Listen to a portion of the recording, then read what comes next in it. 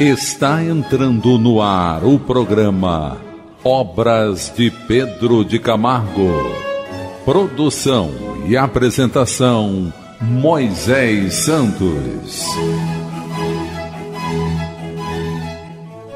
Caríssimos ouvintes da Rádio Rio de Janeiro, eu sou Moisés Santos e este é o programa Obras de Pedro de Camargo. Aqui você acompanha, confere conosco, meu caro ouvinte, o estudo do Evangelho de Jesus, sempre nos apoiando na codificação kardeciana. E por base, temos o livro Em Torno do Mestre. Você está acompanhando conosco capítulo após capítulo. O autor é o próprio Pedro de Camargo e a editora é da Federação Espírita Brasileira.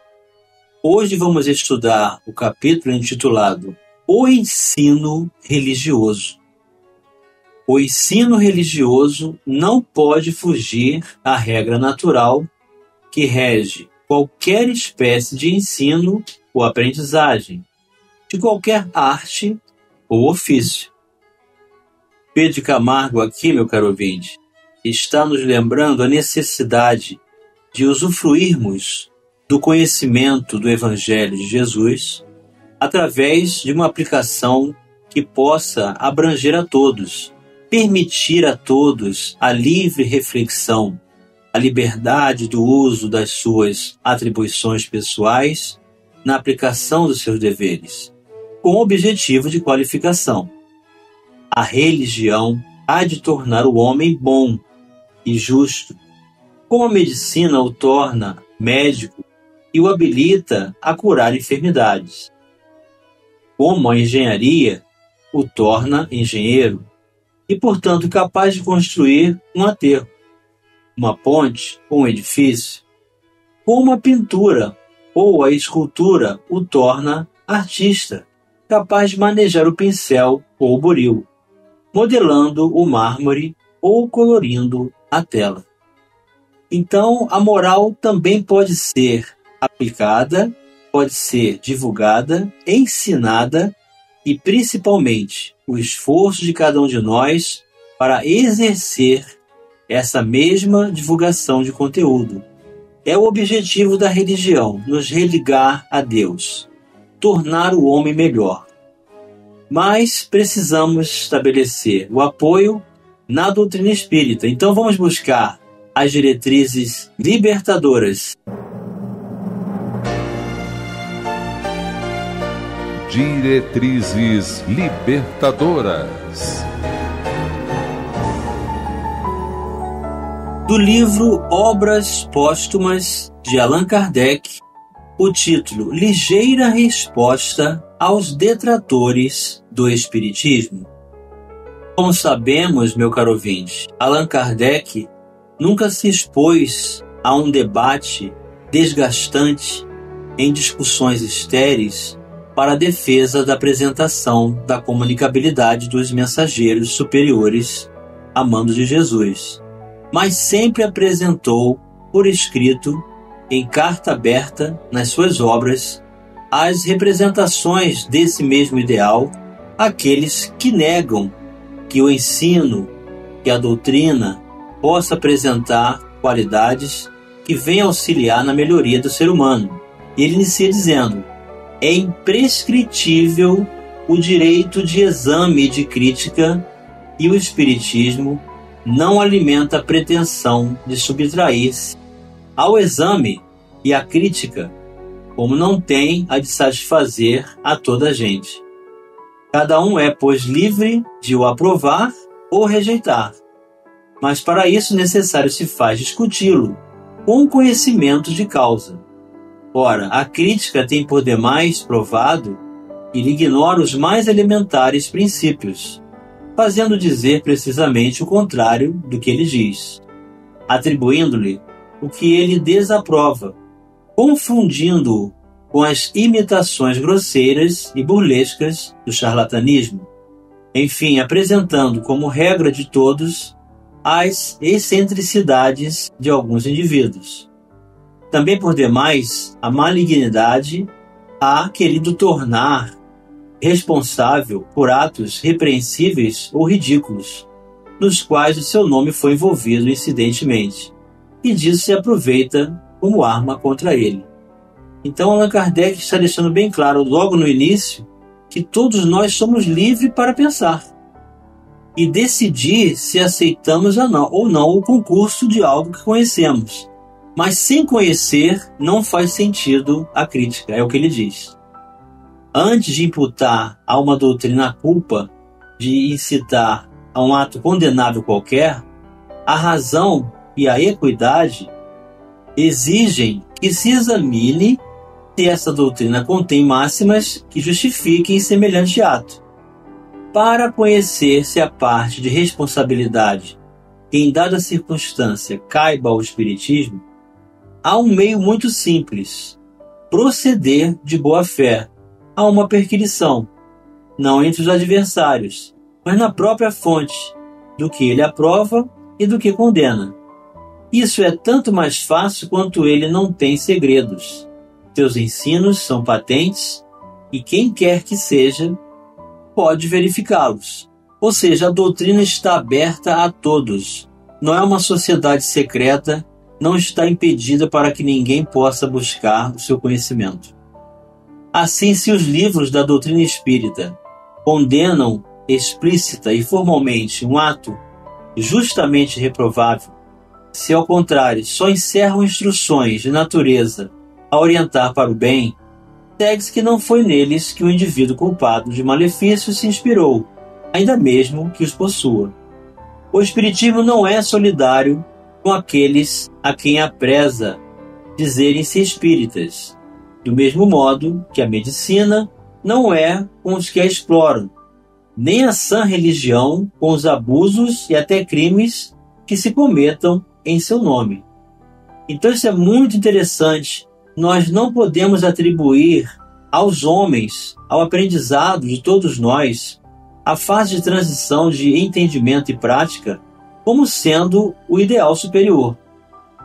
Ele não reconhece como seus adeptos senão os que lhe praticam os ensinos, isto é, que trabalham por melhorar-se moralmente, esforçando-se por vencer os maus pendores, por ser menos egoístas e menos orgulhosos, mais brandos, mais humildes, mais caridosos para com o próximo, mais moderados em tudo, porque é essa a característica do verdadeiro espírita.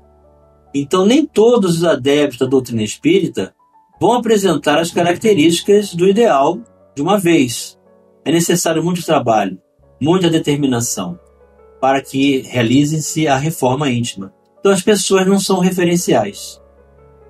Esta breve nota não tem objeto refutar todas as falsas alegações que se lançam contra o Espiritismo, nem desenvolver e provar todos os princípios, nem ainda menos tentar converter a esses princípios os que professem opiniões contrárias, mas apenas dizer em poucas palavras o que ele é e o que não é, o que admite e o que desaprova. As crenças que propugna, as tendências que manifesta e o fim que visa se resume nas proposições seguintes.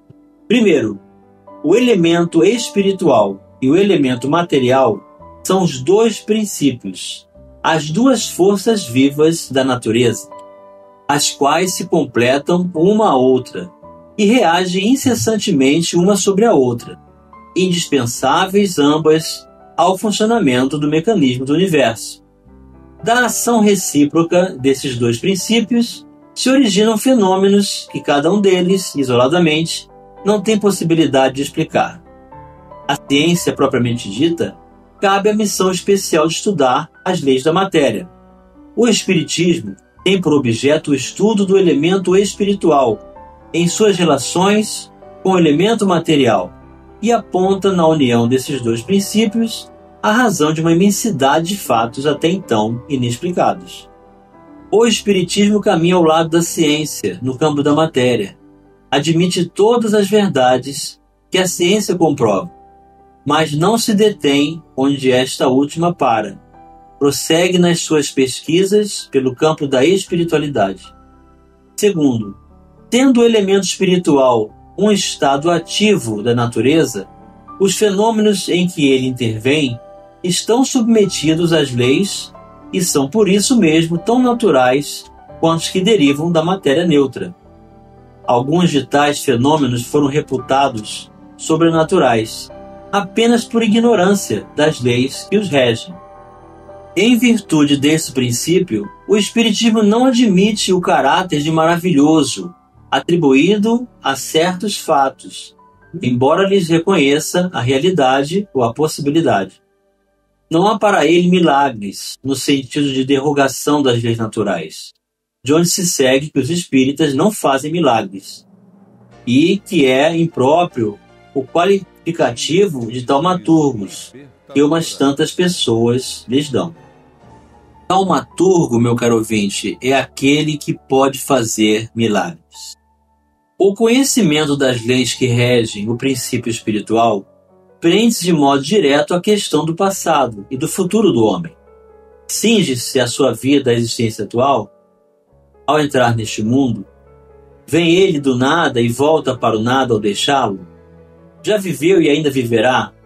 Como viverá e em que condições? Uma palavra, de onde ele vem e para onde vai? Por que está na terra e por que sofre aí? Tais as questões que cada um faz a si mesmo, que são para toda a gente de capital interesse, e as quais ainda nenhuma doutrina deu solução racional, a que lhe dá o Espiritismo, baseado em fatos por satisfazer as exigências da lógica e da mais rigorosa justiça, constitui uma das causas principais da rapidez de sua propagação.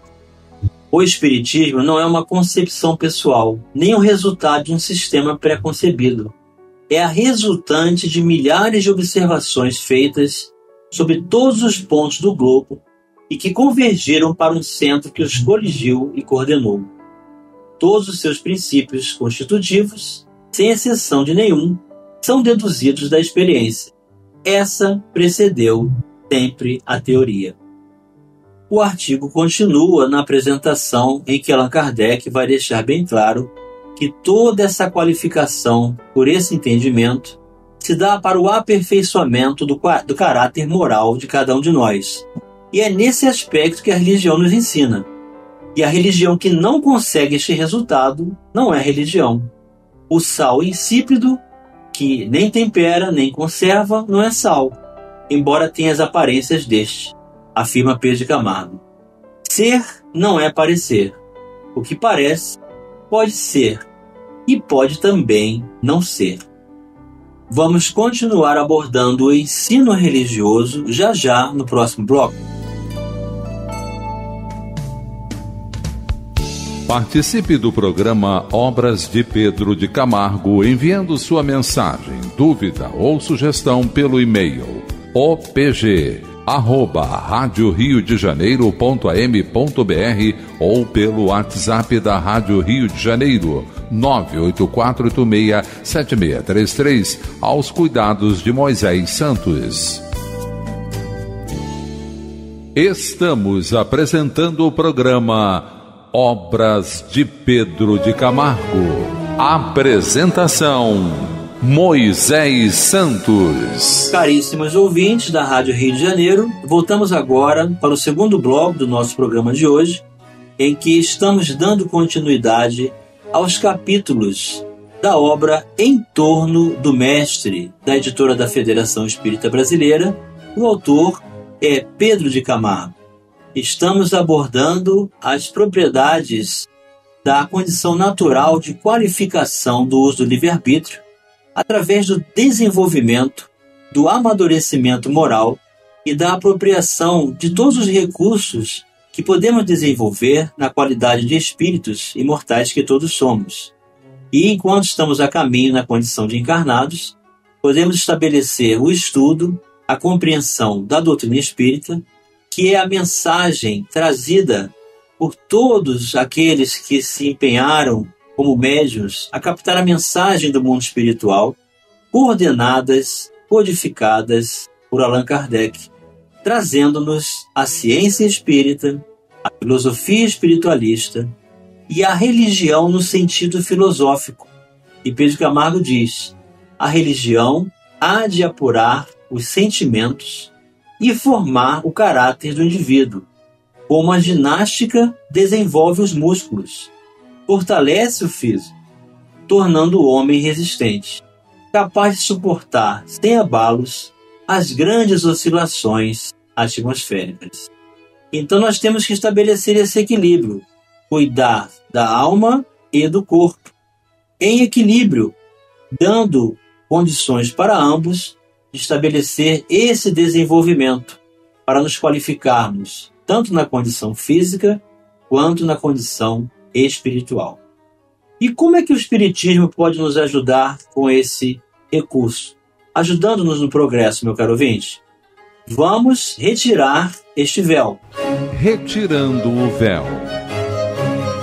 O Livro dos Espíritos, capítulo 8, da Lei do Progresso. Influência do Espiritismo no progresso. Questão 798, elaborada pelo codificador Allan Kardec. O Espiritismo se tornará crença comum ou ficará sendo partilhado como crença apenas por algumas pessoas? E os instrutores da humanidade responderam, meu caro ouvinte, certamente que se tornará crença geral e marcará nova era na história da humanidade, porque está na natureza e chegou o tempo em que ocupará lugar entre os conhecimentos humanos. Terá, no entanto, que sustentar grandes lutas, mais contra o interesse do que contra a convicção. Aqui está, meu caro ouvinte, a condição apresentada pela espiritualidade. O interesse é o personalismo, é o egoísmo, é o achismo, é aquilo que nós julgamos que a doutrina possa ser ou deva ser, sem conhecê-la. Então, muito mais do que a convicção do seu entendimento e clareza, a luta será entre os próprios adeptos quando se permitem ao personalismo. Porquanto não há como dissimular a existência de pessoas interessadas em combatê-lo, umas por amor próprio, outras por causas inteiramente materiais. Então, essa visão estreita do materialismo que ainda existe em nós nos impede de ver o verdadeiro objetivo do Espiritismo. Porém, como virão a ficar insulados, seus contraditores se sentirão forçados a pensar como os demais, sob pena de se tornarem ridículos. Então foi como Jesus disse: toda planta que meu Pai Celestial não plantou será arrancada pela raiz.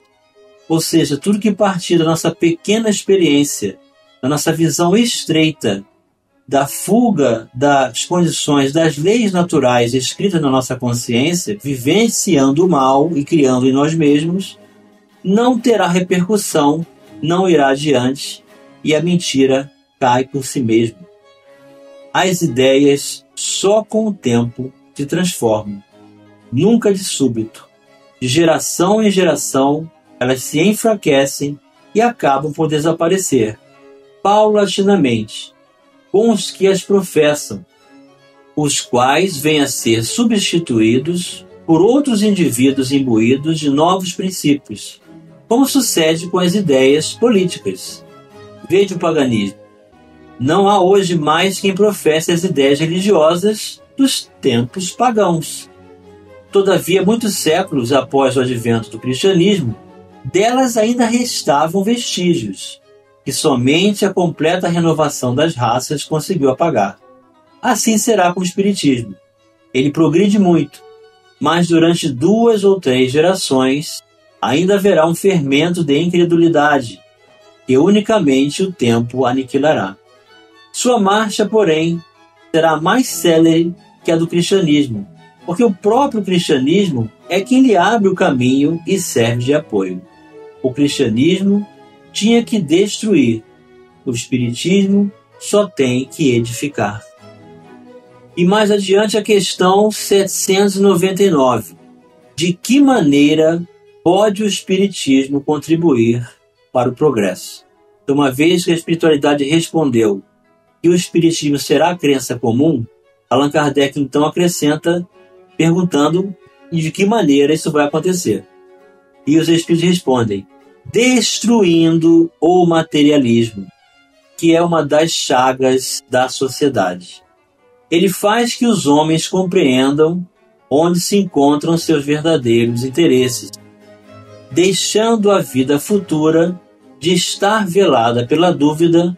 O homem perceberá melhor que, por meio do presente, lhe é dado preparar o seu futuro, abolindo os prejuízos de seitas, castas e cores, ensina aos homens a grande solidariedade que os há de unir como irmãos. Então, meu caro ouvinte, este reconhecimento do Pai Celestial como sendo o Criador das nossas vidas nos torna, todos nós, indivíduos, estabelecida a condição de abolição de todos os prejuízos de seitas, de divisão de castas sociais, de cores das peles, ensinando a todos nós a grande solidariedade que vai nos colocar na condição de irmãos. Então, um irmão não pretende prejudicar o outro. O irmão não guerreia o outro. O irmão não está contra o seu próprio irmão. Então, nessa consciência de que Deus é Pai e que todos somos irmãos, nós vamos destruir o materialismo que existe em nós. Veja bem, não é destruir o materialista, não é uma guerra contra pessoas. Essa questão não é pessoal. Ela é, na verdade, o conhecimento de si mesmo, o que nós trazemos como perspectiva material que nos impede de viver e enxergarmos-nos como espíritos, para viver uma vida material natural no presente, construindo consequências de qualificação dentro da lei de causa e efeito para o futuro. É isso que significa fé no futuro. E Kardec faz a pergunta 800. Não será de temer que o Espiritismo não consiga triunfar da negligência dos homens e do seu apego às coisas materiais? Então, Allan Kardec, preocupado com esse materialismo, pergunta se isso não vai ser uma interferência. E os Espíritos respondem: conhece bem poucos homens quem imagine que uma causa qualquer os possa transformar como que por encanto. As ideias só pouco a pouco se modificam, conforme os indivíduos.